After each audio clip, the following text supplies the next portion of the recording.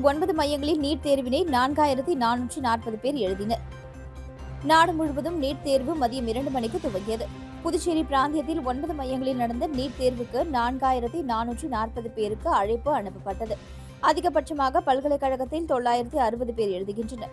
தொழில்நுட்ப பல்கலைக்கழகத்தில் 720 பேர், ஜிப்மர் கேந்திரிய வித்யாலயா பள்ளியில் 480, காலாப்பட்டு கேந்திரிய வித்யாலயா பள்ளியில் 240, நவோதயா வித்யாலயா பள்ளியில் 240, சின்னாதா அரசு பெண்கள் பள்ளியில் 480, திருவள்ளுவர் அரசு பெண்கள் மேல்நிலைப் பள்ளியில் 480, வில்லியனூர் கண்ணகி அரசு பெண்கள் பள்ளியில் 480, பாரதிதாசன் அரசு பெண்கள் கல்லூரியில் 360 பேர் நீட் தேர்வு எழுதினர்.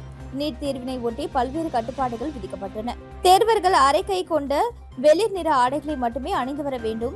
தேர்வர்கள் தேர்வு மையத்திற்கு முன்கூட்டியே வர வேண்டும். செல்போன்கள், ப்ளூடூத் கருவிகள், இயர்போன்கள், மைக்ரோபோன்கள், பேஜர்கள், கால்குலேட்டர்கள் மற்றும் ஸ்மார்ட் வாட்சுகள் போன்ற எந்த மின்னணு சாதனங்களையும் தேர்வு அறைக்குள் கொண்டு செல்ல அனுமதி இல்லை உட்பட பல்வேறு கட்டுப்பாடுகள் விதிக்கப்பட்டது. பல்வேறு சோதனைகளுக்கு பிறகே தேர்வர்கள் அனுமதிக்கப்பட்டனர். ஓட்டு எண்ணிக்கையை ஒட்டி லாஸ்பேட்டை பகுதியில் நாளை போக்குவரத்து மாற்றம் செய்யப்பட்டுள்ளது. இதுகுறித்து புதுச்சேரி போக்குவரத்து சீனியர் எஸ்பி திவ்யா வெளியிட்டுள்ள செய்திக்குறிப்பில், வாக்கு எண்ணிக்கையை முன்னிட்டு லாஸ்பேட்டை பகுதியில் போக்குவரத்து நெரிசலை தவிர்க்க போக்குவரத்து மாற்றங்கள் செய்யப்பட்டுள்ளன. அதன்படி மகளிர் பொறியியல் கல்லூரிக்கு வரும் வேட்பாளர்கள், முகவர்கள் வாகனங்களை நாவலர் நெடுஞ்செழியன் மேல்நிலைப் பள்ளியிலும், மோத்திலால் நேரு பாலிடெக்னிக் கல்லூரிக்கு செல்பவர்கள் வள்ளலார் பள்ளியின் பின்புறமும், தாகூர் கலை அறிவியல் கல்லூரிக்கு செல்பவர்கள் கல்லூரி மைதானத்திலும் நிறுத்த வேண்டும். ஜீவா காலனியில் இருந்து விமான நிலையம் சாலைக்கு செல்லும் வாகனங்கள் நாவலர் நெடுஞ்செழியன் சந்திப்பில் மாற்றிவிடப்படும். நேதாஜி சுபாஷ் சந்திர போஸ் சிலை வழியாக வரும் வாகனங்கள் JDS சந்திப்பில் ராஜாஜி சாலைக்கு மாற்றிவிடப்படும். விமான நிலைய கல்லூரி சாலை வழியாக வரும் வாகனங்கள் நீதிபதிகள் குடியிருப்பு பகுதியில் மாற்றி திருப்பிவிடப்படும். அந்த வழியாக வாகனங்கள் செல்ல அனுமதிக்கப்பட மாட்டாது. ஓட்டு எண்ணிக்கை நடைபெறும் நாளில் எந்த அரசியல் கட்சிகளின் வாகனங்களும் ஓட்டு எண்ணும் மைய வளாகத்திற்குள் அனுமதிக்கப்பட மாட்டாது. வேட்பாளர்கள் மற்றும் அவர்களது முகவர்களுக்கான வாகனங்கள் மேலே குறிப்பிட்ட இடத்தில் மட்டுமே நிறுத்த வேண்டும். இந்த தற்காலிக போக்குவரத்து மாற்றத்திற்கு வாகன ஓட்டிகள் மற்றும் பொதுமக்கள் ஒத்துழைப்பு அளிக்க வேண்டும் என குறிப்பிடப்பட்டுள்ளது. புதுச்சேரியில் இந்தி திணிப்பை கண்டித்து பல கட்ட போராட்டம் நடத்தவுள்ளதாக புதுவை தமிழ்ச்சங்கம் அறிவித்துள்ளது. புதுச்சேரி பள்ளிகளில் கட்டாய இந்தி திணிப்பை கண்டித்து புதுவை தமிழ்ச்சங்கம் ஏற்பாட்டில் தமிழறிஞர்கள், தமிழ் அமைப்புகள், பேராசிரியர்கள், ஆசிரியர்கள், தமிழ் ஆர்வலர்கள், சமூக செயற்பாட்டாளர்கள் மற்றும் பொதுமக்கள் பங்கேற்ற கலந்தாய்வு கூட்டம் புதுவை தமிழ்ச்சங்கம் தலைவர் முத்து தலைமையில் நடைபெற்றது. இந்நிகழ்ச்சியில் செயலர் சீனு மோகன்தாஸ், தமிழ்மணி, முனைவர் வேல்முருகன், VCK பாவாணன், விடுதலை வேங்கிகள் நிறுவன தலைவர் மங்கேர் செல்வன், கலியபெருமாள் உட்பட பலர் கலந்து கொண்டனர். இந்தி திணிப்பை கண்டித்தும் இருமொழி கொள்கையை வலியுறுத்தியும் தாய்மொழி கல்விக்கு முன்னுரிமை வழங்க வேண்டியும் பலரும் தங்களது கருத்துக்களை வழங்கினார்கள். கூட்டத்தில் மத்திய அரசு இந்தி திணிப்பை கைவிடாவிட்டால் தொடர் போராட்டத்தில் ஈடுபடுவோம் உட்பட பல்வேறு தீர்மானங்கள் நிறைவேற்றப்பட்டன. ஏம்பலம் அருள்மிகு ஸ்ரீ முத்துமாரியம்மன் ஆலயத்தில் 25ஆம் ஆண்டு சித்ரா பௌர்ணமியை முன்னிட்டு நடைபெற்ற பால்குடம் எடுத்தல் நிகழ்ச்சியின் திரளாக பக்தர்கள் பங்கேற்று சுவாமி தரிசனம் செய்தனர். புதுவை மாநிலம் நெட்டப்பாக்கம் கொம்யூனின் ஏம்பலம் பகுதியில் அமைந்துள்ள அருள்மிகு ஸ்ரீ முத்துமாரியம்மன் ஆலயத்தில் 25ஆம் ஆண்டு சித்ரா பௌர்ணமியை முன்னிட்டு நடைபெற்ற பால்குடம் எடுத்தல் நிகழ்ச்சியில் திரளான பக்தர்கள் பங்கேற்று பால்குடம் எடுத்து தங்களது நேர்த்திக் கடனை செலுத்தினர். இதில் காலை சுவாமிக்கு அபிஷேக ஆராதனை வெகு சிறப்பான முறையில் நடைபெற்றது. இதனைத் தொடர்ந்து சுவாமிக்கு மகா தீபாராதனை காண்பிக்கப்பட்டது. இதில் பக்தர்கள் திரளாக கலந்து கொண்டு சுவாமி தரிசனம் செய்தனர். தொடர்ந்து விழாவில் கலந்து கொண்ட பக்தர்கள் அனைவருக்கும் அன்னதானம் வழங்கப்பட்டது. தொடர்ந்து இரவு 7 மணி அளவில் அம்மன் உட்புறப்பாடு நடைபெற்றது. நிகழ்ச்சிக்கான ஏற்பாட்டினை தனி அதிகாரி குமரேசன், ஆலய பூசாரி எல்லப்பன், ஐயப்பன், உபயதாரர், முன்னாள் அறங்காவல் குழு தலைவர் பன்னீர்செல்வம் மற்றும் ஏம்பலம் கிராமவாசிகள் வெகு சிறப்பான முறையில் செய்திருந்தனர். வில்லியனூர் அடுத்த சிவராந்தகம் பேட் பகுதியைச் சேர்ந்த பரோட்டா மாஸ்டர் தேவா கொலை வழக்கில் சம்பந்தப்பட்ட 3 பேரை வில்லியனூர் போலீசார் கைது செய்து சிறையில் அடைத்தனர். புதுச்சேரி வில்லியனூர் அடுத்த சிவராந்தகம் பகுதியைச் சேர்ந்தவர் அஞ்சாப்புலியின் மகன் தேவா. பரோட்டா மாஸ்டரான இவர் வெளியூரில் தங்கி வேலை செய்து வருகிறார். தொடர் விடுமுறையின் காரணமாக சொந்த ஊரான சிவராந்தகத்திற்கு வந்தார். பின்னர் அவரது நண்பர்களுடன் சேர்ந்து மது அருந்துவதற்காக அரியூர் தனியார் பொறியியல் கல்லூரி பின்புறம் பகுதிக்கு கூட்டாக சேர்ந்து நண்பர்களுடன் மது அருந்து கொண்டிருந்த பொழுது தேவாவின் நண்பரான தமிழ் மற்றும் அவரது நண்பர்களுக்குள் மது போதையில் திடீரென ஏற்பட்ட வாய் தகராறில் தமிழ் இரும்பு ராடை எடுத்து தேவாவின் தலையில் அடித்ததில் இரத்த வெள்ளத்தில் அவர் சம்பவ இடத்திலேயே உயிரிழந்தார். பின்னர் தமிழ் மற்றும் அவரது நண்பர்கள் ஆதி, ஆகாஷ் ஆகியோர் இருசக்கர வாகனத்தில் தப்பிச் சென்று விட்டனர். பின்னர் இரத்த வெள்ளத்தில் மிதந்து கிடந்த தேவாவை அவரது நண்பர்கள் மீட்டு கதிர்காமம் அரசு பொது மருத்துவமனைக்கு ஆம்புலன்ஸ் மூலமாக அழைத்து சென்று மருத்துவமனையில் அனுமதித்தனர். பின்னர் மருத்துவர்கள் பரிசோதனை செய்ததில் தேவா ஏற்கனவே இறந்துவிட்டதாக கூறினர். பின்னர் வில்லியனூர் சட்டம் ஒழுங்கு காவல் கண்காணிப்பாளர் சுப்பிரமணியன் உத்தரவின் பேரில் ஆய்வாளர் கலைச்செல்வன் கொலை வழக்காக பதிவு செய்து கொலை செய்த குற்றவாளிகளை உதவி ஆய்வாளர் திருமுருகன் தலைமையிலான குற்றப்பிரிவு காவலர்கள் மற்றும் காவல்துறையினர் தீவிர விசாரணை மேற்கொண்டு சிவராந்தகம் பகுதியைச் சேர்ந்த குற்றவாளிகளான தமிழ் ஆதி, ஆகாஷ் ஆகிய மூவரையும் அதிரடியாக கைது செய்து வழக்கு பதிந்து நீதிபதி முன் ஆஜர்படுத்தி காலாப்பட்டு மத்திய சிறையில் அடைத்தனர். காரைக்காலில் தாவேகா குறித்து சமூக வலைதளத்தில் அவதூறு பரப்பிய இளைஞர் மீது நடவடிக்கை எடுக்க காவல்துறையினரிடம் தாவேகாவினர் புகார் அளித்துள்ளனர்.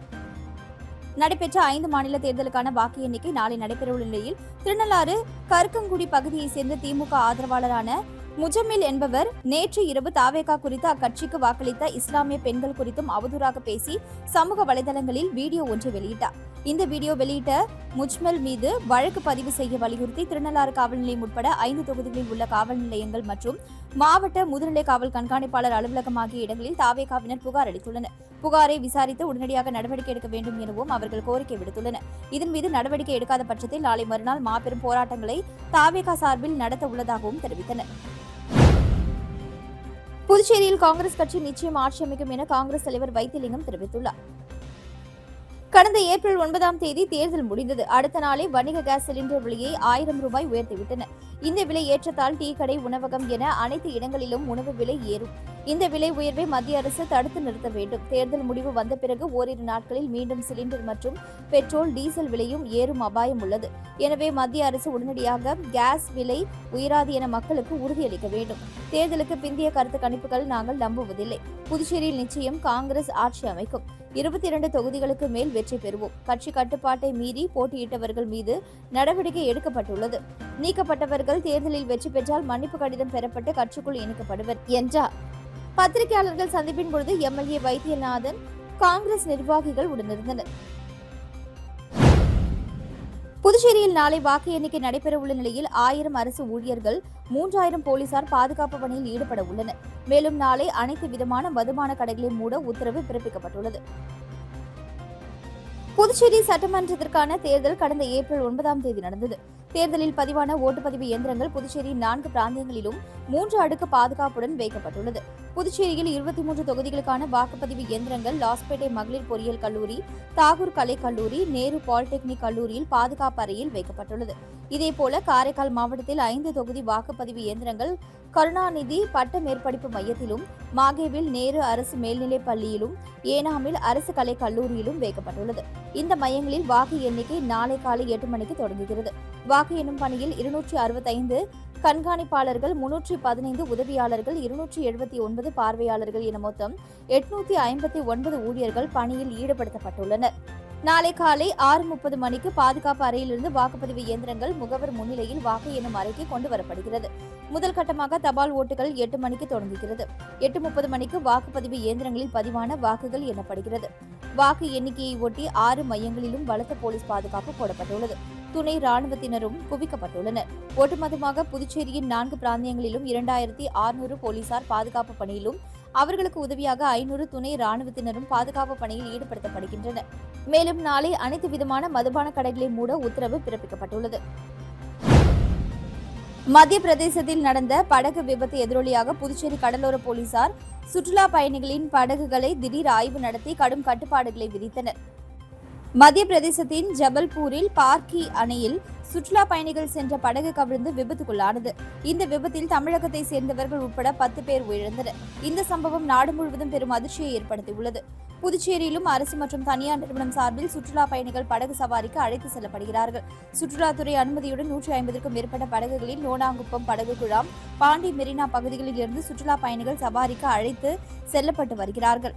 மத்திய பிரதேசத்தின் விபத்து எதிரொலியாக புதுச்சேரியில் சவாரிக்கு அழைத்து செல்லப்படும் படகுகளில் புதுச்சேரி கடலோர காவல்படை இன்ஸ்பெக்டர் தியாகராஜன் தலைமையில் போலீசார் பாண்டி மெரினா உள்ளிட்ட பல்வேறு இடங்களில் திடீர் ஆய்வு நடத்தினார்கள். இந்த ஆய்வின் பொழுது படகுகளுக்கு உரிமம் உள்ளதா, படகு ஓட்டுபவர் உரிமம் வைத்துள்ளாரா, அனுமதிக்கப்பட்ட அளவில் பயணிகளை ஏற்றி செல்கின்றார்களா, சுற்றுலா பயணிகள் பாதுகாப்பு உடை அணிந்துள்ளார்களா என ஆய்வு நடத்தினார்கள். மேலும் படகுகளை அதிவேகத்தில் இயக்கக்கூடாது, கடலில் படகில் சாகசம் செய்யக்கூடாது, சுற்றுலா பயணிகளை பாதுகாப்பாக அழைத்து செல்ல வேண்டும், பயணிகள் பாதுகாப்பு உடை அணிவதை உறுதிப்படுத்த வேண்டும், இதனை மீறுபவர்கள் மீது கடும் நடவடிக்கை எடுக்கப்படும் என போலீசார் எச்சரித்தனர். புதுச்சேரியில் நாளை வாக்கு எண்ணிக்கையை முன்னிட்டு அனைத்து விதமான மதுபான கடைகளை மூட கடால்துறை உத்தரவிட்டுள்ளது. புதுச்சேரி யூனியன் பிரதேசத்தில் உள்ள 30 சட்டசபை தொகுதிகளுக்கான தேர்தல் கடந்த மாதம் 9ஆம் தேதி நடைபெற்ற நிலையில் பெரும் எதிர்பார்ப்புக்கு மத்தியில் நாளை காலை 8 மணிக்கு வாக்கு எண்ணிக்கை தொடங்குகிறது. வாக்கு எண்ணிக்கையை ஒட்டி அசம்பாவிதங்களை தவிர்க்கவும் சட்ட ஒழுங்கை பராமரிக்கவும் புதுச்சேரி கலால்துறை முக்கிய உத்தரவு பிறப்பித்துள்ளது. அதன்படி நாளை ஒரு நாள் முழுவதும் புதுச்சேரியில் மதுபான கடைகள், ரெஸ்டோ பார், சாராயம் மற்றும் கள்ளுக்கடைகளை மூட வேண்டும் என்று கலால்துறை சார்பில் தெரிவிக்கப்பட்டுள்ளது.